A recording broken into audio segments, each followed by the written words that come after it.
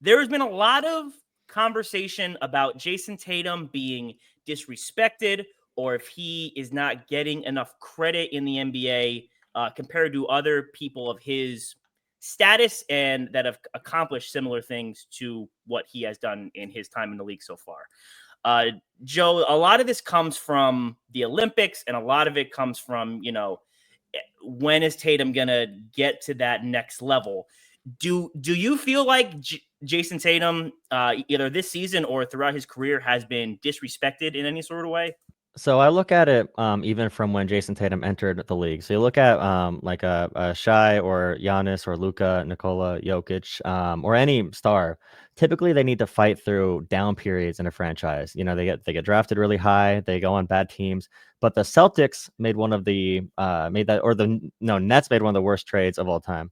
And when the Nets made that trade, where we had, the Celtics get such a big haul in return for all these aging superstars, they were in a really good position. They drafted Tatum. And one thing about Tatum, he's always been on pretty decent teams. For most of his career, he's been on good teams. He's gotten good looks. So I think that's one reason he's gotten less credit as like a superstar. But also, Jason Tatum, his vibe, it's all a vibe thing. I feel like he doesn't connect to the culture of the NBA. He's, to use an analogy, he's closer to Drake or J. Cole than he is to Kendrick when it comes to connecting to the art form of basketball. You know, Kobe, LeBron, the greats typically connect to the art of basketball. Jason Tatum is happy to just say, I'm going to show up, I'm going to do my job, and I'm going to try to win. And when Jason Tatum does do something that's like, I'm going to be a part of the culture, it sounds really, really corny. It sounds really forced. Like when he did the Kevin Garnett scream after they won. We did it! It did not seem genuine at all. Or when you ask him, like, who's the best player in the league? Myself. It just doesn't really seem like he's really in that mindset, but he tries to be. So when he does come off as like braggadocious or confident, he doesn't really sell it as well, because I think he is trying to sell it. He is not genuinely part of that like culture like Anthony Edwards is, where he gets up in your face. Tatum's going to be a quiet assassin. And I think it might be one of those things where we have to see Tatum on a team where he is by far the best player, which we might never see. He's been on good teams. There's a lot of different reasons why we're not connecting on the culture level for Jayson Tatum. But overall, I think he's kind of corny. Yeah, it's a weird vibe because, like, I don't think anyone would disagree that Jayson Tatum isn't a top 5 player. Like, that's a pretty consensus thing, and that's been the case for several years now. But it's also been the consensus that Jayson Tatum is not, or has never been, a legitimate MVP candidate. And while a lot of what you said is very true, his attitude and his persona and the way you view him is very weird. Like, he does put off a weird vibe. Steve and I talked last show, why, that was a big reason why he couldn't be the face of the NBA, because he just doesn't have the charisma, doesn't have the connection with the fans. Just to give a quick background on like what Jayson Tatum has accomplished so far in his young career up to this point. Since 2022 to now, which is when, he became this legitimate star, and he was looked at as then the top 2-3 guy in the Eastern Conference. So since then, 27, 8, and 5 in those 4 years. He's a 5-time All-Star, 3-time first team, 1-time third team All-NBA, shooting 46% from the floor, 37 from three-point range. Pretty decent numbers. And like I said, no one is saying Jayson Tatum is not at that top 5 level, but he's never going to be, I don't think, more than 4 in the NBA. He's also made the playoffs every single year of his career, which can't be ignored. And like you said, a lot of that is because Boston has been so smart in creating this roster and getting those trades and making sure that the team around him can be the best that it can be. But this is not a new conversation. It is not like Jayson Tatum is now all of a sudden entering the, well, is he disrespected conversation? This is not also because of the Olympics. Now, a lot of what comes from the Olympics is reported that Steve Kerr said he didn't have good practices and that it was just purely a merit-based, you're not going to have time on the court. Now, I obviously wasn't there, should have been invited, was not. So I don't have all the details on what's going on there with Team USA. But if that's the case, then that is the case. You're not going to get time over the guys like the Durants, the Stephs, and LeBrons. When the finals come, in his 2 short appearances there, 22, 7, and 7 with a minus plus minus. So a lot of the reason of why Jayson Tatum is disrespected is while, yes, we all agree he's top 5, we also all agree that Jayson Tatum is not an elevated winner. Like Jaylen Brown winning the finals MVP last year is not helping Jayson Tatum's case. Even when they were in the finals in 2022, it didn't feel like Jayson Tatum was the driving force behind that Boston team. And last year's run, we all seem to agree that it was the easiest trip to the finals a team has had in a very, very long time. So I think right now Tatum is sitting in the like KD in Oklahoma City, the New York Melo, the like Houston James Harden, and even like the Embiid now category of these are really good regular season players.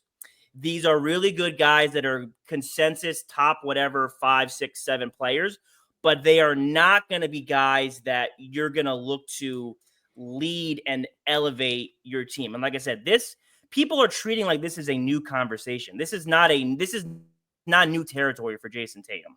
I'm not sure if there's anything he can do to really change that perception, and you could let me know if you think there's anything he can do to really change it. When I look at his numbers when it comes to efficiency, I'm not that impressed by his field goal total shooting percentage or 3-point percentage, especially because he's shown a decline his first year, and you could argue defensive schemes played a role, but he started off shooting 43% first year, 40% third year from 3.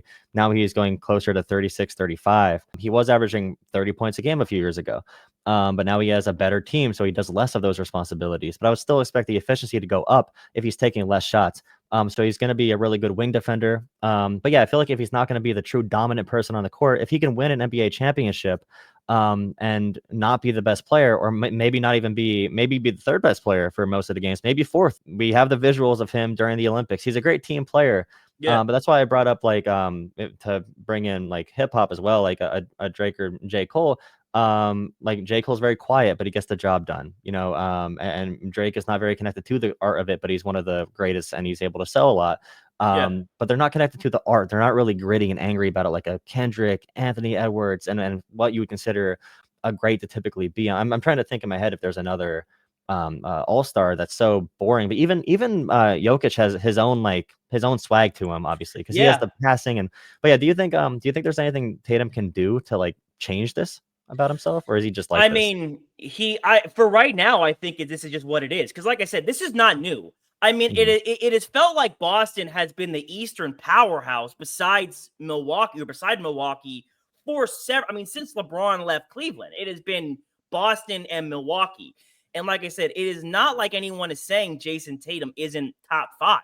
And when you think about guys that can do everything from every level, he can shoot threes, he can score inside, he can shoot mid-range, he can defend guards, he can defend bigs, he's a decent passer, he's a good rebounder, you had mentioned he's a good teammate. He has all these things that should make him this better player. But like I said, when you look at the Giannis's, even now like the Jokic's, the Lukas, these guys that in the playoffs, in these big moments, when it matters, when we separate, I always say to Steve, what separates the goods from the greats are these moments. And Tatum, while he is okay in them, it is not, like I said, going to that other level. So for him to shake this persona, he's going to have to literally start.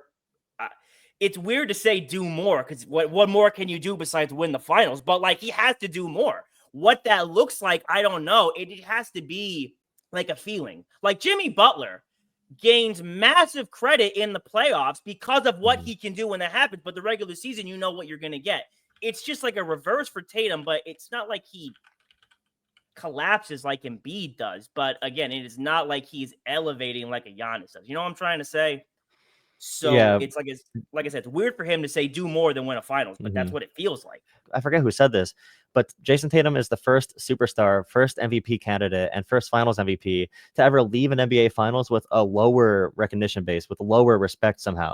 It's like insane how that was able to happen. But I do remember, and like I just don't know, he doesn't have like a signature move. I even think about Tyrese Halliburton, the passing. Lillard can shoot deep. Kawhi was just known as the claw. Tatum never had that brand recognition. We have LeBron, Butler, we have Embiid. They all have an identity to their brand as well. So I think Jayson Tatum's always just going to be that that quiet guy. I saw a thing today that said if Anthony Edwards had all, like if Anthony Edwards and Tatum switched resumes, Anthony Edwards would be on ESPN every day. Oh yeah, for sure. But I don't know what highlights I'm going to show from Tatum. Like, wow, look at this really solid defensive possession, and he hit an open jumper. Weird. Yes.